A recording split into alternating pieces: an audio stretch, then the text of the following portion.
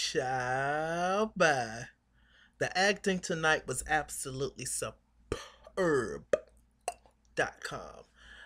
Ciao. I am a boy. It was crazy. It was crazy. Let's just get straight into it. Oh my gosh. So sadly, Amanda is gone, Boots. She done killed herself. Well, apparently, well, we don't know if she's dead or not. This is Tyler Perry production, so we thought Benny was dead for the longest, but he ended up bringing his ass back. So we don't necessarily know for sure if Amanda is dead, but she looks dead, Boots. It's blood spread all over her dresser drawer and her little baby dolls, all that. She's gone, Boots. Hannah found her. Wyatt, he sees her. He has a fit. Selena downstairs talking to her son, Jim Cryer's other son, by her, um, which makes Wyatt and Amanda's half brother. But anyway, he just got a little spice to him, thanks to Sister Housekeeper. But anyway, yeah, so they going through that whole moment. They just calling the police and everything. It's just crazy. They cut to the press conference. Don't nobody still don't know where the hell Jim is. David, Veronica, everybody done showed up pretty much. And where's Jim? Where's Jim? Where's Jim? So Landon, who works with Maggie, talks to um this gay rights, this woman who's strong supporter of gay rights, who's probably in charge of some kind of organization. And they sit and talk, and she's just like, why the hell am I here? Jim ain't here for the gays. He voted against the gays. He been voted against the gays. He not here for the real women's. So he was just like, no, I want you here for a reason. Oh, she was like, okay. He was like, well, I want you to talk to David and Veronica. She was like, well, his ass ain't in charge. What the hell I'm talking to him for? It was like, yeah, yeah, yeah, but what? Just scratch out David. Why don't you just talk to Veronica? Why? I mean, they're their wives, but he was just like, trust me. Talk to Veronica about the whole gay rights thing. She was just like, okay, okay. Candace still got Jim's ass in the dungeon, but Jim done washed his ass and everything in his balls, and she got Jim, the a little suit to wear to the press conference, and that was pretty much it. He picked up this bar, this metal bar, and he was gonna pop her ass upside the head with it. But she was like, you know what? If you hit me with that, you better kill me, because I'm coming after your ass. Trust and believe. So she looks online and she's waiting for her 7.4 million to go through. And it finally went through. She was just like, yes, nigga, now you can go. But here's your bus pass. He was like, what the hell is this? Bitch, it's a bus pass. Rich people, child, get your bus pass. All right, you might need 50 more cent and hit it. Come on, Marta. Hit it. Well, down here in Spartanburg, South Carolina, it's called Sparta. And that cute Sparta, Spartanburg, Spartans. So yes, so it was just crazy, Boots. Um, she was just like, "Look, you casket sharp, I ought to kill your ass, but I'm gonna let you go this time. This time, you promise you won't come after me looking for me." He was just like, "No, I'm not gonna come looking for you." So he walks outside, child. It's just African Americans everywhere. He's scared out of his mind. He don't know what to do. Sister girl greasing somebody's scalp on the porch. Somebody cooking oodle noodles in the house. They're playing cards outside. It's just crazy. Everybody looking at him like, what the hell is he doing her? So he goes to the bus stop and he sees this guy who's just looking at him like, dude.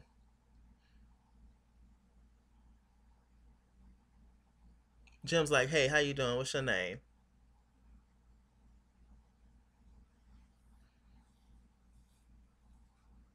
Yeah, well, I'm Jim. Do you have your phone?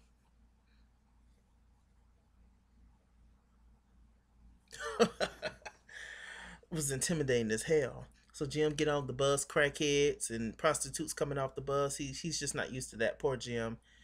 It is truly a dose of reality for Jim Cryer because he's from the way on the other side of town, and to see how some of the rest of us live, and so it's just quite an eye opener. Maybe he'll start a campaign or something, or and do something. But yeah, quite crazy. Also, what I found interesting was that when Jim was leaving, War and Candace had a little talk. War is the guy who was standing outside the door, Candace's friend, pretty much there holding Jim hostage and everything. He was like, she was like, yeah, I got about 400K. Um, and so he was like, oh, for real? She was like, yeah, I'll break you off about a one. Well, no, I think she meant 400 million. And he was like, look, I'll break you. She was like, look, I got 1 million coming your way. He was like, for real? That's what's up, Candy Cane. But really, the bitch got 7.4 million. Candace, you gonna get your head took off yet. Now them boys was there for you. They beat up Jim for you, like all this stuff. They put his ass in the trunk, and they gon' what if they find out that you actually made more than what you told them? That's your ass, girl. All right. So let's see. So Landon, he starts to talk to they all at the press conference, and now Jeffrey comes up. Well, was Jeffrey there yet? No, Jeffrey hadn't arrived yet. But he has a little exchange between him and Veronica and uh David. So they all in the office and they talk, and it was like, look, we're gonna start this press conference because we can't hold these people no much longer. Fuck Jim, he'll get here when he get here. So he was like, look, if any questions come up that makes y'all uncomfortable, we should make different gestures, and so we'll know to move on to the next topic. Um, and he was like, he saw the Queen of England do that. Then Veronica was like, you should know about Queen. So I was like, oh, she was just taking jabs at Landon left and right, left and right. But he was sitting there taking the shit. Landon's very handsome. Anyway, y'all tell me who that is, by the way, on Twitter, Landon, on the Have and Have Nots. What's his Twitter? What's his actual name? So that I can follow him on Twitter. He's cool. Anyway, um, so he was like, Veronica, you can maybe put your hair behind your ear. And he reaches out to touch her to show her. And she's like, no, no, no, no. And she was like, I suppose I can do that. And David was like, look, I'll fix my tie and this and that, whatever. So they go out to no. Before I get to that, Candace had invited Benny over. She in this amazing hotel and bought all these damn clothes. It's crazy. Candace is booked to capacity. She was like, "Look, we ain't gotta worry about shit no more." Like, and Benny was like, "Look, but I told your ass to be back at the house, and you still left Mama's house. You know what pisses me off the most about you is that you always proves Mama right, Candace. Why you got to be so rebellious and such a hard head and such a hard ass like all the time? Like it doesn't make any sense. I love this hat. Said it doesn't make any sense, and it's just like, what the hell's wrong with you?" She was like, "Look, I had to do what I had to do, child." And Candace was like, "Did you hurt Jeffrey?" He was like, "No, I just hurt his feelings. He beat him up a little bit, but it wasn't that bad. He could have killed him, but thank God he didn't." I'm so ready for Jeffrey to man up. I don't know what to do with myself. It's ridiculous. You still scared of your damn mama, child. Um, but one thing that I do appreciate is that Candace truly cares about Jeffrey. I can tell that, and so that's a good thing. So anyway, back to the press conference. They're talking, and Landon comes up. Finally, Jeffrey arrives with Melissa, who looks a lot like Candace, and it was just like, look, okay, well, but David asked Landon, "You're gonna walk with Jeffrey?" He was like, "Excuse me." Veronica was like, "Dear, why would you ask me such? Why would you say such a dumbass statement?" And it was just like, Landon's like, you know what? I think that Jeffrey should walk with his beautiful date Melissa. And Veronica was like, "Oh, the homosexual is smart." I was like, "Ooh, child." So anyway, they get to the press conference, and some people is asking random questions about running for governor. Will he run for president? This and that, yada yada. So we get to the good part where the lady, who's obviously more on the masculine side, um, and the gay rights girl, and she asks um Veronica what are her views on gay rights. How do you feel about that? And Veronica was like, "Oh, I feel like everybody should have the opportunity to do with whatever they want to do and this and that." And she was like, "No, no, you just cutting the shit. give me the real shit. What are your views on gay rights? How do you feel about gay rights? She was like, you know what? What if your son had a lover and he was in the hospital and he couldn't see his lover in the hospital because of the laws that's in this town? Like, how would you feel about that? And she was just like, look, I mean, it is what it is. They gesturing left and right. She flipping her hair. Well, actually, she didn't at all, I don't think. But David's just like, David's sweating and shit. He don't know what to do, child. Because, Landon told them to do that and we'll change the subject, make the gestures and we'll move on. But, of course, Landon did that shit on purpose. Because he just hates Veronica, which is understandable. So, she was just like, you know what? I hate people who have a hidden agenda. You people. She was like, you people. And Landon was like, bingo, venom. It was like, no, what I mean by you people is people who come here and think that something is all about them. This is about everyone. We are all one. Gay, straight, black, white. We are all one. She killed it. That scene gave me chills. Veronica's a bad bitch. She really, really is. Shouts out to the actress who played Veronica. I follow you on Twitter. I just don't remember your name right off the top of my head, but shouts out to you. It was crazy. So of course David and them is pissed off. They swear and talking about, you left us out to dry. Veronica was like, yeah, I know that you tried to set me up, you little queen. And you know what?